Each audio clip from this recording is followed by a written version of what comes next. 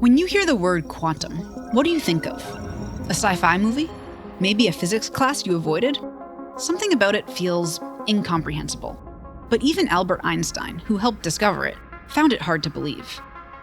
That's because it says that things that seem totally impossible happen all the time in the real world.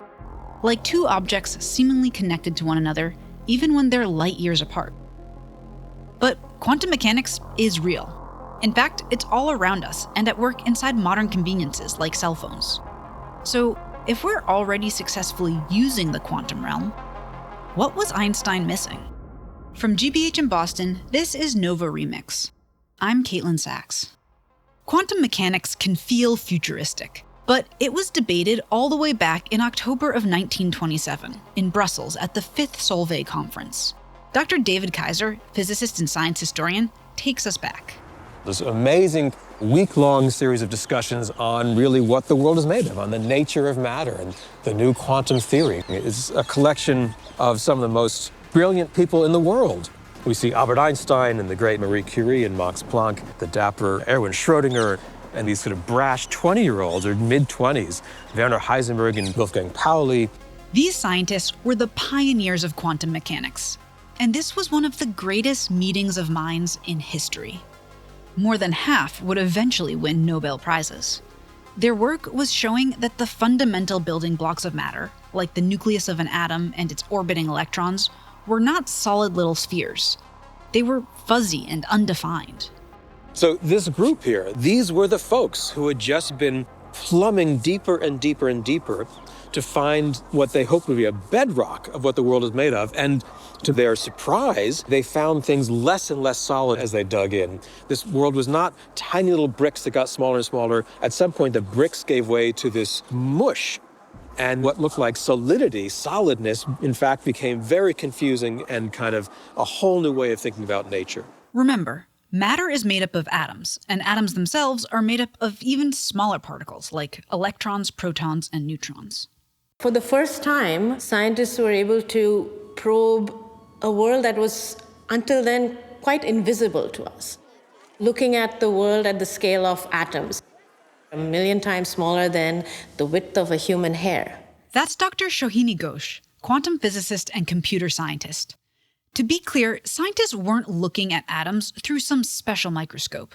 They were using new equations and mathematics that modeled the subatomic world.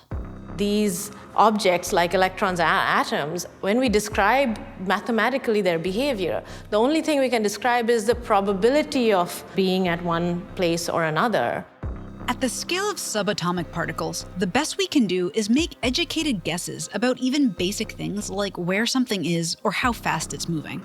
To understand how weird that is, it would be like being pulled over by a police officer who tells you that there was a 60% chance that your car was speeding, and a 40% chance that it was on the road, and that paper you're being handed has a 75% chance of being a ticket.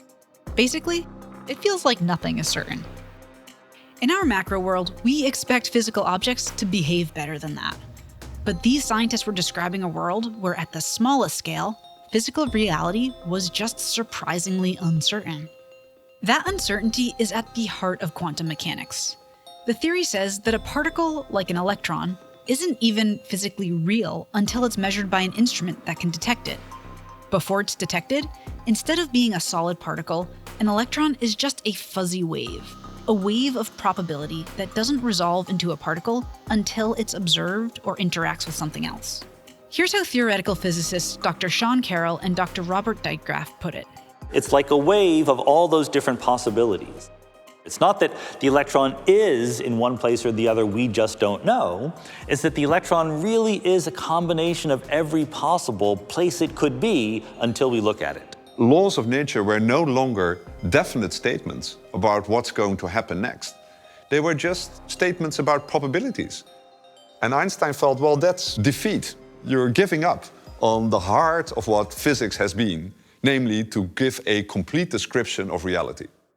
Einstein was troubled, and it's easy to understand why. It goes completely against common sense and classical physics. He asked, "Do you really believe the moon is not there when you are not looking at it?"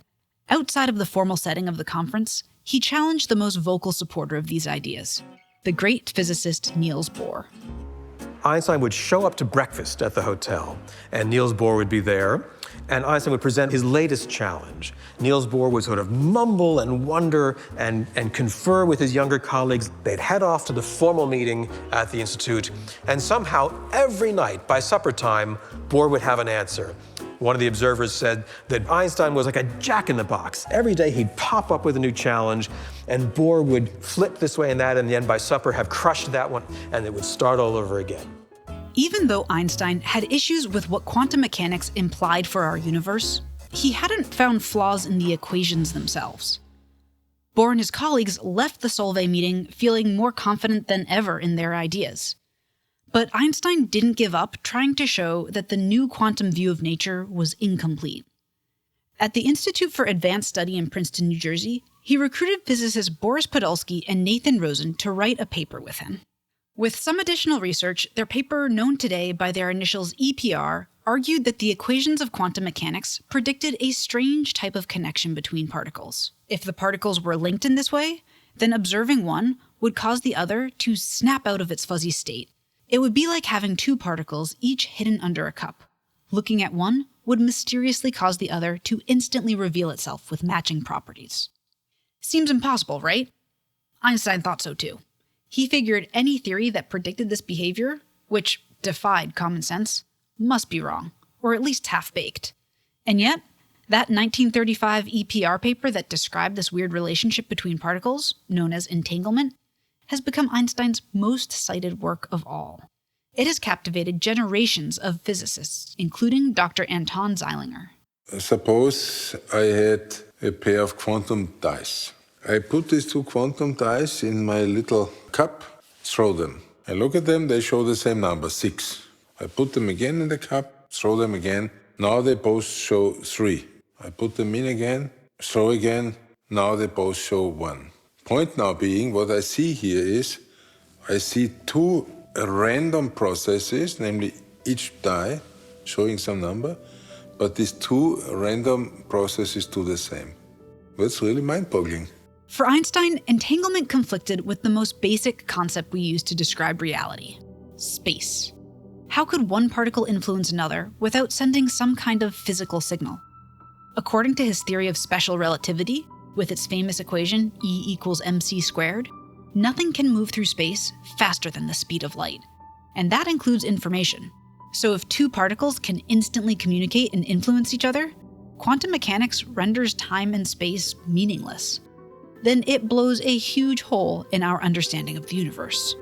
Essential to the EPR argument is that these particles can be separated at an arbitrary distance. One could be here at Princeton, one could be in the Andromeda galaxy. And yet, according to quantum mechanics, a choice to measure something here is somehow instantaneously affecting what could be said about this other particle. You can't go from Princeton to Andromeda instantly. And yet that, they argued, is what the equations of quantum mechanics seem to imply. Einstein, of course, was the master of space-time. He thought that if something happened here, that shouldn't immediately and instantaneously change something that is going on over there, the principle of locality, as we currently call it. Rather than a world where linked particles are undefined until they're observed, Einstein thought that particles must have a hidden layer of deeper physics that determined their properties from the start. With Podolsky and Rosen, he argued that the theory of quantum mechanics must be incomplete if it was missing these hidden variables that gave particles definite properties.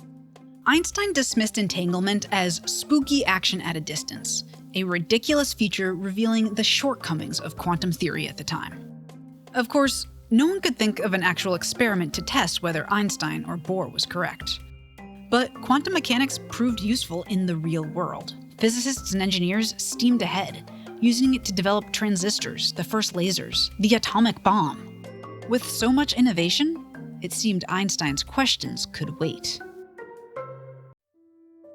Nova and Nova Remix are supported by Carlisle Companies, a manufacturer of innovative building envelope systems. With buildings responsible for over a third of total energy use and energy demand on the rise, Carlisle's mission is to meet the challenge head-on. Carlisle's advanced, energy-efficient, and labor-saving solutions can help reduce strain on the grid, Operating nearly 100 manufacturing facilities across North America, Carlyle is dedicated to helping the transition to a smarter, more sustainable future.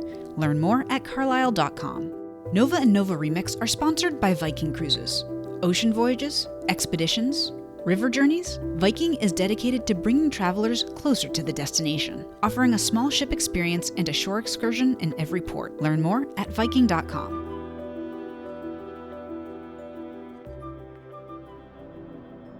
The world had moved forward using quantum mechanics, and Einstein's questions remained unanswered until the 1960s, when a physicist named Dr. John Bell made a remarkable breakthrough.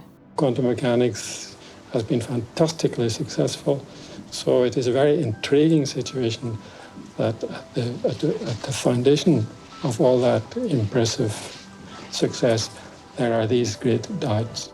Bell was a very talented young physics student, but he quickly grew dissatisfied with what he considered almost a kind of dishonesty among his teachers. He got into shouting matches with his professors. Don't tell us that Bohr solved all the problems. This really deserves further thought. It's a very strange thing that ever since the 1930s, the idea of sitting and thinking hard about the foundations of quantum mechanics has been disreputable among professional physicists.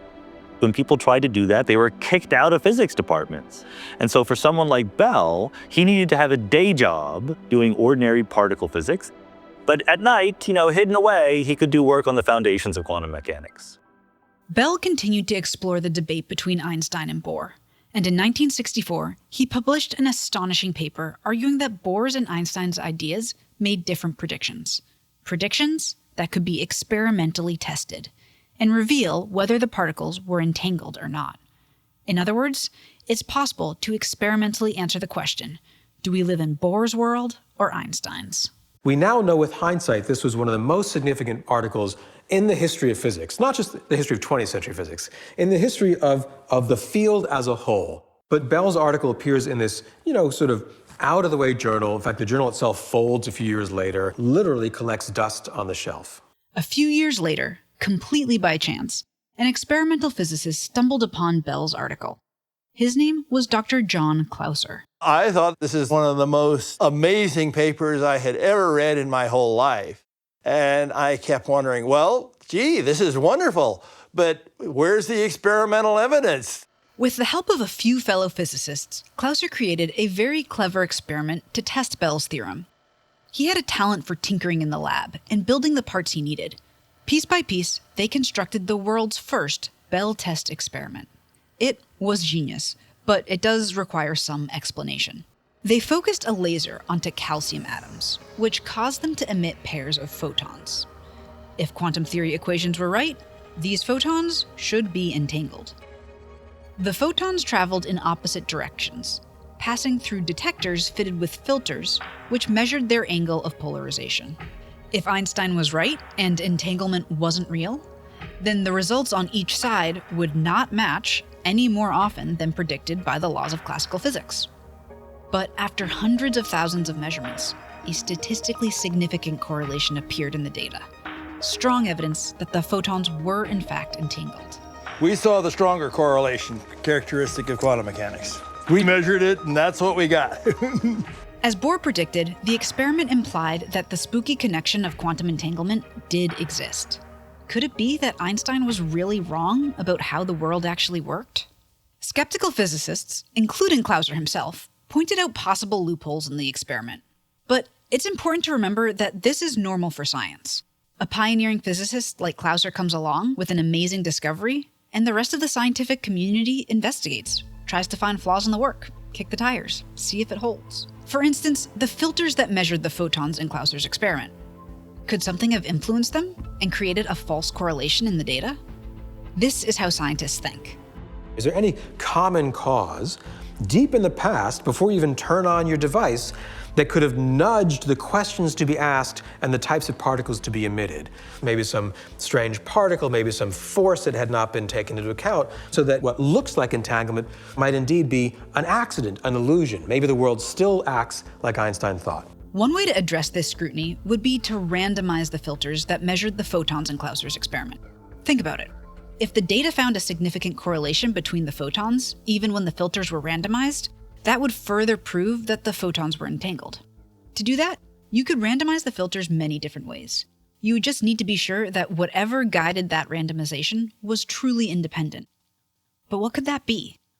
Whatever controlled the filters and their randomization would need to be completely separate from the experiment itself. When some scientists offer a challenge, others rise to it.